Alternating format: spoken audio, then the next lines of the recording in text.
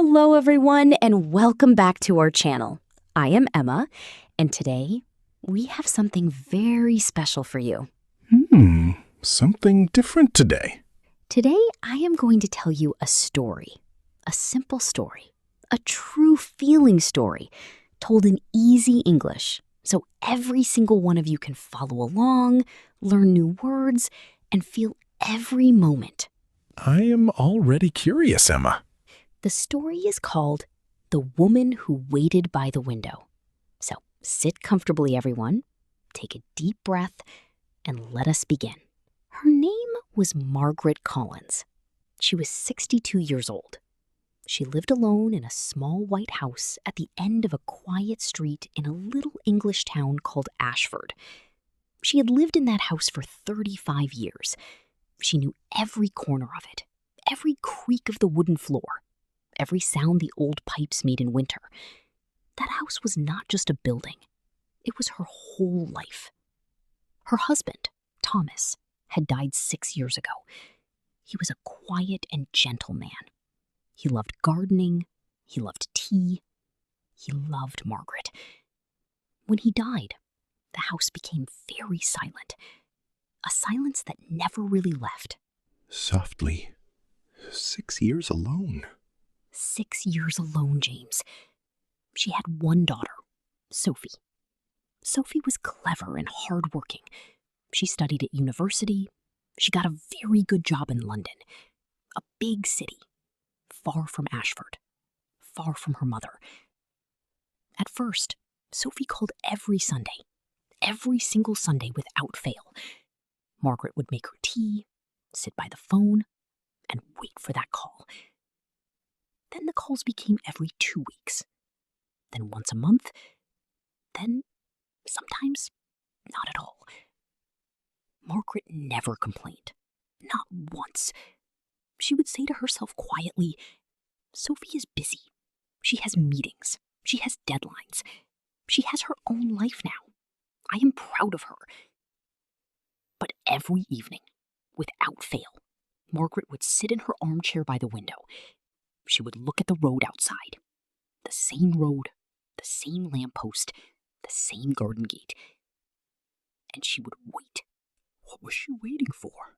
She did not know exactly, James. Maybe she was waiting for Sophie's car. Maybe for the phone to ring. Maybe she was just waiting. The way people wait when they are lonely, hoping that something will happen. Her days had a routine. She woke at 6:30. She made her tea, always with a little milk and no sugar, just the way Thomas had taught her. She cleaned her house until it was spotless. She cooked small, simple meals for one, half a portion, because cooking a full meal for one person felt too sad. And every morning, she went to Thomas's garden. He had planted roses there, red ones and yellow ones. Every morning, Margaret watered them. Every morning, she spoke to them, quietly. She spoke to the roses. She spoke to the roses, James. Because sometimes, when you are very lonely, the roses are the only ones listening. Then, one cold October morning, on her doormat was a letter. A real paper letter with her name written by hand. She opened it slowly. She unfolded the paper, and she saw the name at the bottom. Sophie. Sophie wrote her a letter? A real handwritten letter. It said, "Dear Mom, I am coming home on Saturday.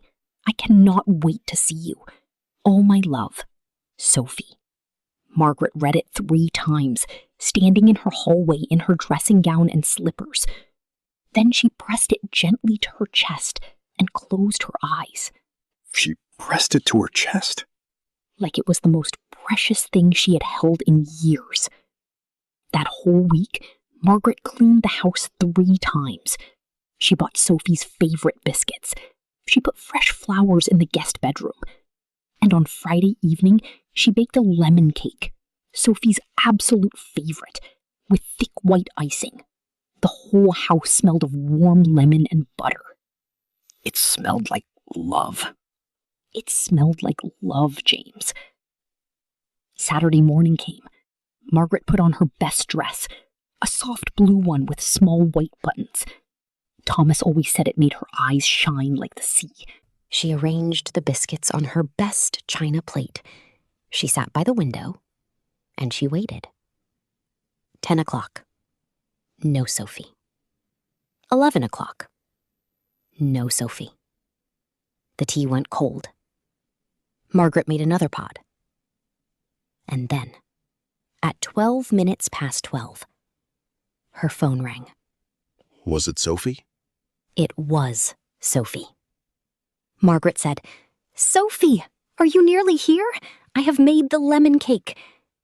And Sophie said, "Mom, I am so sorry. My boss called an emergency meeting. I cannot come today." Silence. Oh, Margaret. Margaret stood in her kitchen. She looked at the lemon cake. She looked at the roses in the vase. She looked at her blue dress. And she said, very quietly and very calmly, "That is perfectly all right, darling. Work must come first. I completely understand." She said every one of those words, James, and not one of them was true. But she said them, because that is what mothers do. They protect their children from their own pain. They protect their children from their own pain. She sat at the kitchen table. She cut a small slice of the lemon cake. She made a fresh cup of tea. And she ate, alone, in her best blue dress. Alone, in her best blue dress. That afternoon, there was a knock at the door. Margaret wiped her face quickly. She took one deep breath, and she opened the door. Standing there was a young man, about 28 years old, with kind eyes and messy dark hair. He was holding a small plant in a terracotta pot, tiny white star-shaped flowers. He said nervously, "Mrs. Collins, I am Tom. I live next door. I bought this plant and I have absolutely no idea how to keep it alive. I walked past your garden and I thought, that woman knows everything about plants. Could you possibly help me?" He said she knew everything about plants.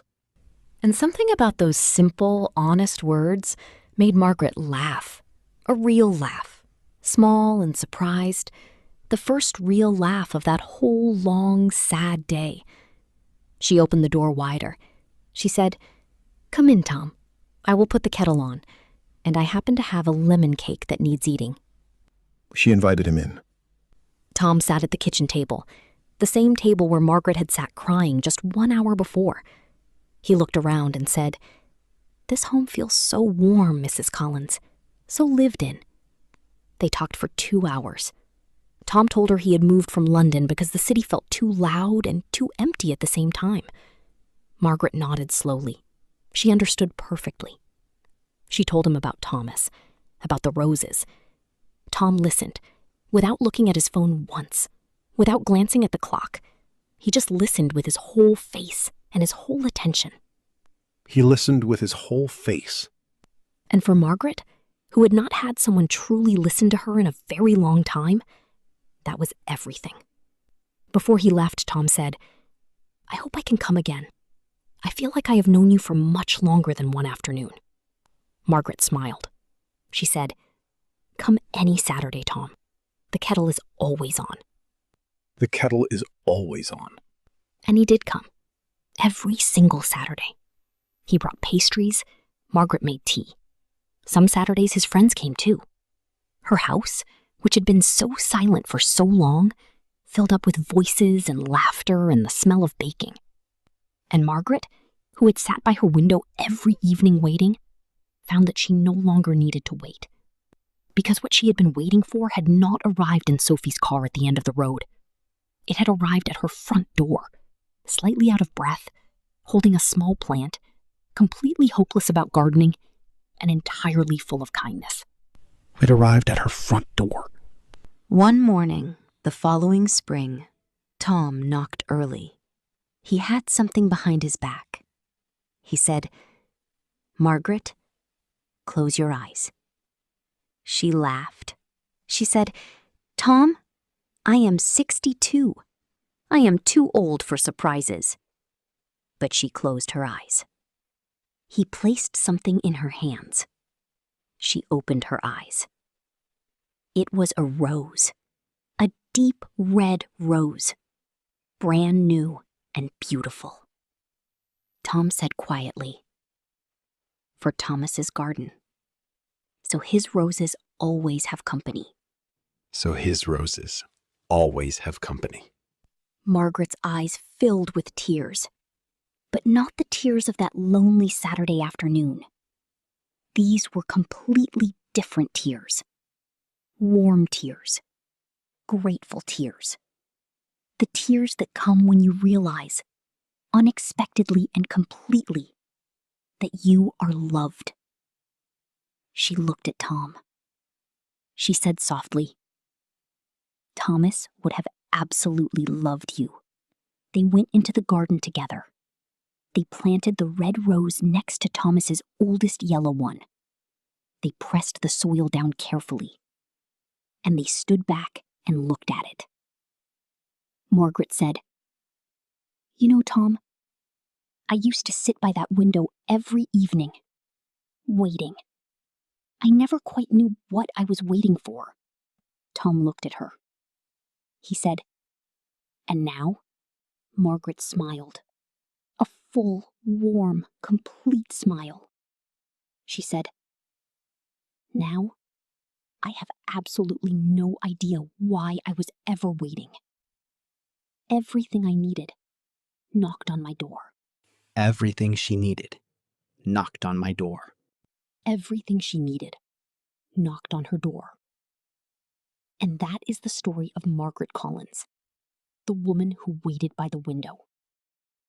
Let us quickly look at some beautiful words and phrases from today's story. So, listeners, the message of Margaret's story is this. Sometimes the people we love disappoint us, not because they are bad, but because life pulls them in different directions. And sometimes a complete stranger with a small plant and an honest question can give you more warmth than years of waiting ever could. Kindness does not always come from where we expect it. It almost never does.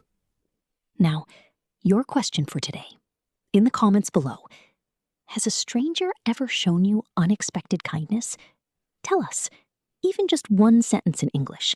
We read every single comment. And your writing challenge? Write 3 sentences about someone who made you feel truly heard. Use words from today. Genuinely, spotless, grateful. The kettle is always on. If this story touched your heart, give it a thumbs up. Share it with someone who needs to hear it today. And subscribe to our channel so you never miss a story. Thank you for being here, everyone. You did not just learn English today. You felt English. And that is the most powerful way to learn. Until next time, keep listening, keep feeling, keep growing. Goodbye, everyone. Goodbye. Bye.